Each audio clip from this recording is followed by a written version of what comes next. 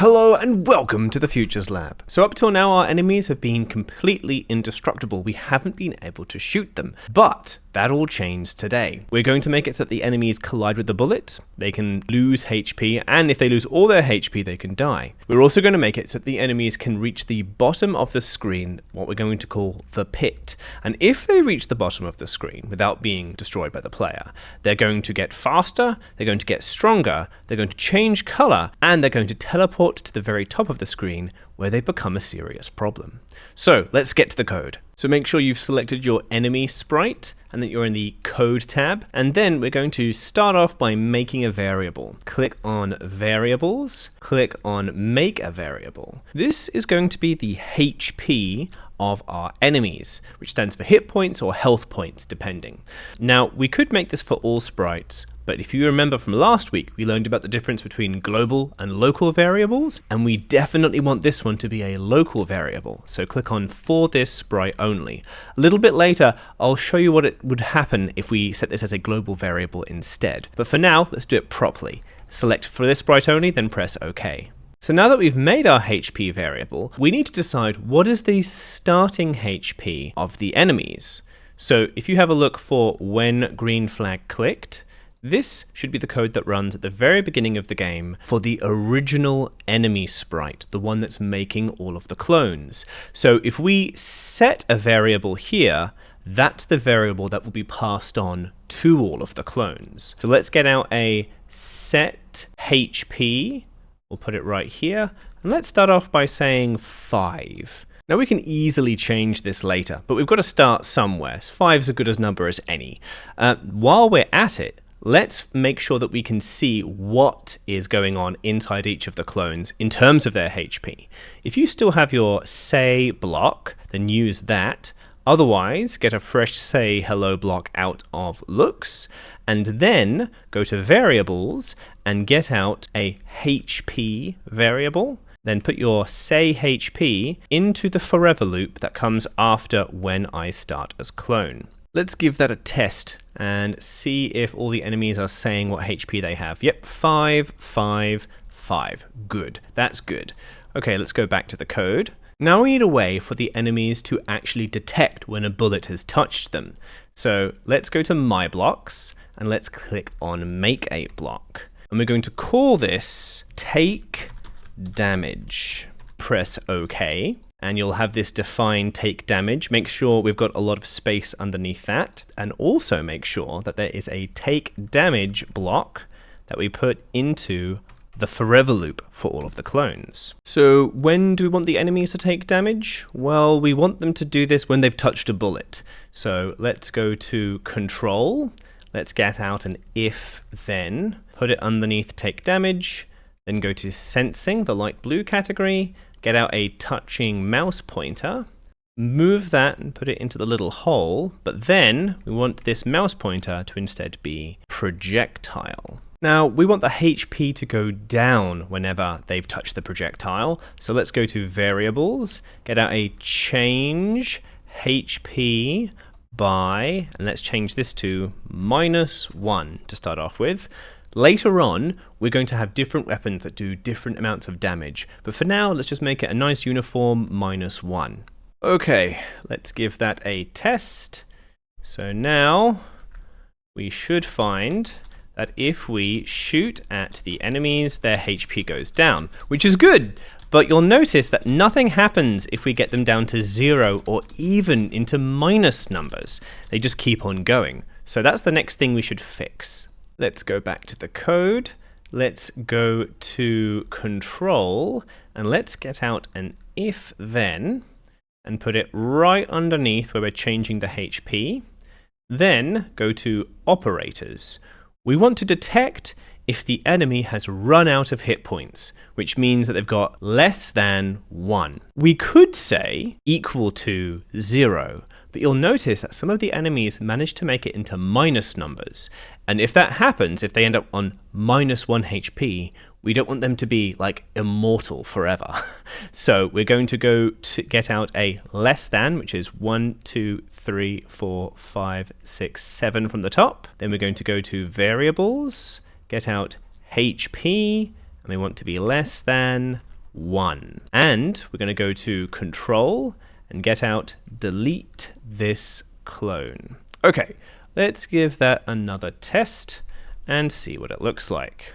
Okay, so that's good. So now you can see whenever they run out of hit points, they delete themselves, which is really good.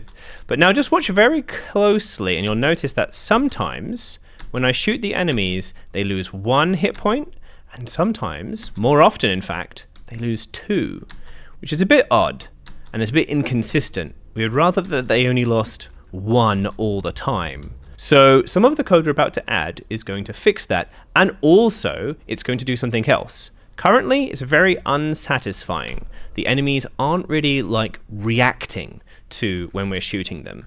The bullet just kind of sails through them. So first of all, we want the bullet to stop, and also it would be good if the enemy reacted in some way. So let's put in some code that will do both of those things. So the first thing I want to do is code a response to the enemy when it collides with a bullet. I want it to pause just for a split second and flash white. This is going to be quite satisfying for the player to see, and it's also an important bit of information to communicate to the player. The player can see the enemy is flashing and pausing like it's been impacted by the bullet, so even if they're not able to see how much health the enemy has, then they know something is happening, and that's kind of important in game design. So first, let's go to Looks, and let's get out Set Color Effect. We're actually not going to use the color effect, we're actually going to use the brightness effect. Duplicate that, because we want one of the set brightnesses to set the brightness to 100 when the flash begins, and the other to set it back to 0 when the flash ends. And we also want there to be a little gap, a pause in between the flash and the turning the flash off. Otherwise the player won't see it. It will turn on and off immediately. So let's go to Control, get out a wait 1 second. And I'm actually going to make this a really small amount of time. I'm going to say 0.05 seconds. So let's test that and see if it seems more satisfying. Okay, yes, that is good. The one thing that we should change though is the bullet going straight through the enemy. That's kind of annoying. So let's go to the projectile. And once we're in the projectile sprite, we should have a bit of code here, repeat until touching platforms. Then it waits for 0 seconds and deletes this clone. Now what we'll do is we'll go to operators and we'll get out an OR operator. And now what we should be able to do is move this touching platforms into one section of the OR. And then let's duplicate this touching platforms, move it into the other section, and now grab the whole OR and move it into the repeat until, and change this one into enemy. So now the bullet's going to keep going until it touches the platforms, that's the walls and the floor and that kind of thing, or an enemy. Then it's going to wait for just 1 frame, 0 seconds, and then delete itself. Let's give that a test, shall we? And that should be a lot more satisfying. There we go. Now it really feels like the bullets have impact. The projectiles are doing something. And it's such a small thing. However, the game is now quite hard because of the way we've got it set up. Now, don't worry too much, because later on we're going to make more powerful weapons with different types of damage and some weapons that can fire a lot faster. For now, I think what we can do is just change the enemy HP. So go to enemy and look for our when green flag clicked. And remember, this is where we set the HP at the beginning. Set that to 2 or maybe 3. And we're going to probably change that again before we're done with this project, once we make the weapons more powerful. But for now, this is a bit more satisfying. Have a bit of an experiment, see what you think is better for your game. Now, I promised you that I would show you what it looks like if we had set this variable, the HP variable, to a global variable for all sprites, instead of what we did do, which is the correct thing, which is we set it to a local variable for this sprite only. So I'm just going to very quickly, as an experiment, show you what that looks like. I'll call this one global HP. Now, you don't have to do this unless you want to, because it is a fun little experiment. And we are going to have to change this back in a second. If I just change HP to global HP, and then I change that to global HP, and I change this to global HP, and I change that to global HP, now let's have a look and see what happens. We wait for a bunch of them to spawn, and now they are all on 0. And you can see they're even going into minuses now. So that's really, really weird. And you can see now why it's so important that we set this as a local variable, a for this sprite only variable, instead of a global variable. Let's fix this up. Let's move all that back. We don't need that anymore. And what I'll probably even do as well is I will delete this global HP variable, because we don't really need it. Okay, now back to the code we actually do need. Remember, we're going to make our enemies being able to reach this pit, become more powerful, and then respawn at the top. So to keep all of that code together, we're going to create another my block. We're going to click on make a block, and we're going to call this reach pit. Press OK. And then we'll take this define reach pit. We'll put it somewhere we've got a bunch of space underneath it, and also don't forget, it will do nothing unless we move the little reach pit into the forever loop. So once we've got that, let's put some code underneath define reach pit. First thing we need is some way of detecting when the enemies get to the pit. Now we could make some kind of invisible sprite here and checking to see if the enemies have touched the invisible sprite, but you'll notice it's probably easier if we just check their Y variable, their Y coordinate. Once they get to the very bottom here, they should be a little bit lower than the lowest point on the screen. If you remember from the grid, the lowest point is minus 180. So if we go to the enemy sprite and we go to control, we can get out an if then, we can go to operators, and we want to detect if they've gotten low on the screen. So let's get a lower than at 1, 2, 3, 4, 5, 6, 7 from the top. Lower than or less than, and then we're going to go to motion and we're going to check our Y position. As we remember, Y position controls up and down, X position controls left and right. And we want to see, have we gotten lower than minus 180? Now, depending on the size of your enemy sprite and maybe the way that you've drawn it, you might need to change this number. So what we're going to do is we're going to put the code in, and then if you find that your enemies are not respawning at the top and they're getting stuck at the bottom, try making this higher. So if it doesn't work at minus 180, try minus 175, then try minus 170, then minus 165, until it starts working and your enemies, once they hit this point on the screen, the bottom, start respawning at the top. Speaking of respawning, let's actually put the code in to make that happen. Look in motion for go to X, Y. We want to set the X to 0, the middle of the screen in terms of left and right, and the Y to 190. So let's see if that works first of all. We can see the enemy is coming down, and if they reach the pit at the bottom, they should pop. There we go, and you can see they're popping through the bottom, and it's going to get very crowded very fast. So that's good. Now what we're going to do is we're going to make it so that the enemies change color, so it's a bit more obvious which ones have been powered up than the others. So let's go to looks, let's get out a change color effect by 25, and let's give that a test. My boxes are red, so you might get slightly different effects depending on what kind of sprite, but there you go. Now it's orange.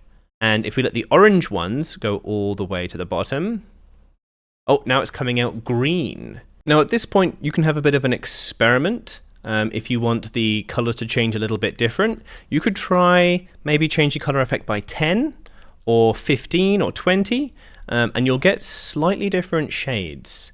So I think if we try 15, they'll go first orange and then they'll go yellow. So we'll just see if that works. Orange first, and then once one of the orange ones gets to the bottom, it should come out yellow. There we go, there was a yellow one.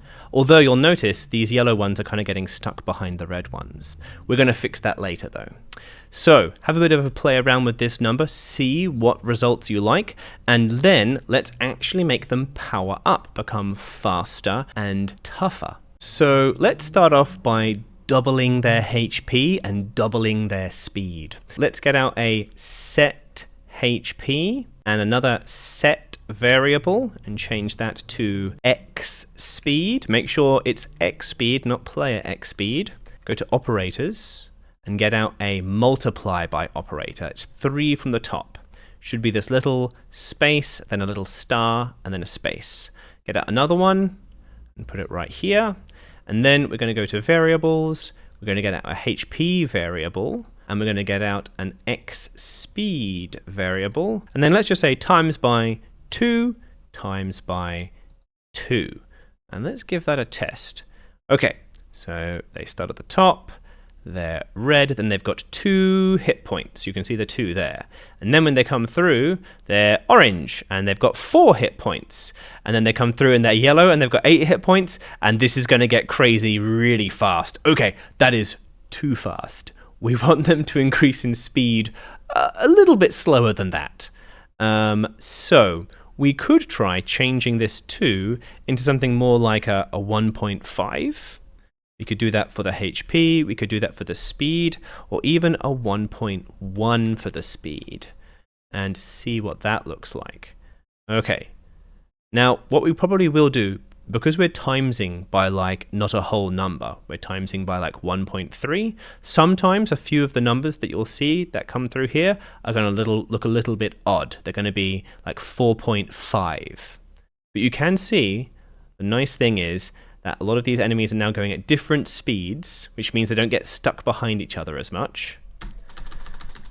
Although it does very quickly become unmanageable if you just let them just go without trying to keep them under control. Now there is a slightly different way we can change the speed if we want. If we want just to add 1 to the speed, instead of timesing the speed by 1.1, we could get out a change speed, or X speed, by 1. But there is a problem, because if you remember, the X speed of the enemies is either a plus number or a minus number, depending what direction they're going in. So this means that some of the enemies will be sped up, and some of them will actually be slowed down, which is going to be really strange. Like, look at this orange one, it's going really slow, but some of the other orange ones are going really fast. So we actually need to either plus or add to the X speed, depending on whether or not the X speed is a positive or a minus number. So we can do that if we take out this change X speed, go to control, get out an if then else, and put that right here. And we're going to change the X speed by 1, but only if X speed is a positive number. So go to operators, get out a more than operator, 1, 2, 3, 4, 5, 6 from the top. Then we're going to get out X speed. If X speed is more than 0, we're going to change X speed by 1. Otherwise, we're going to change the X speed by -1. So let's give that a test now. So now we should have it so that the orange ones that are being created are either moving at 5 or -5. There shouldn't be any of them that are getting slower. And as you can see, that one's -5, that one's 5. All the orange ones are consistently faster than the red ones. And the yellow ones are consistently faster than the orange ones, etc., etc. So I've shown you two different ways of doing more or less the same thing. Have a bit of an experiment and decide if there's one way you prefer over the other. You can either times it by a number that's a little bit more than 1, like 1.1 or 1.5, something like that. If you times by 2, it's probably going to get a little too hard, but you can try it if you want. Otherwise, you can do this if then else solution, and that also works. That's all the time we've got for this session. Next episode, we're going to cover the crate and the weapons switching and the different kinds of weapons. So if you want to see that, then subscribe and ring the bell to make sure that you don't miss it. Let me know in the comments what you would like me to do next, or if you need any help. I can't answer the comments like I used to, but if you're an experienced coder, maybe see if you can leave a comment, help people who are asking questions. Aside from that, stay awesome, be cool to each other, and take care of yourselves. See you next time, ninjas.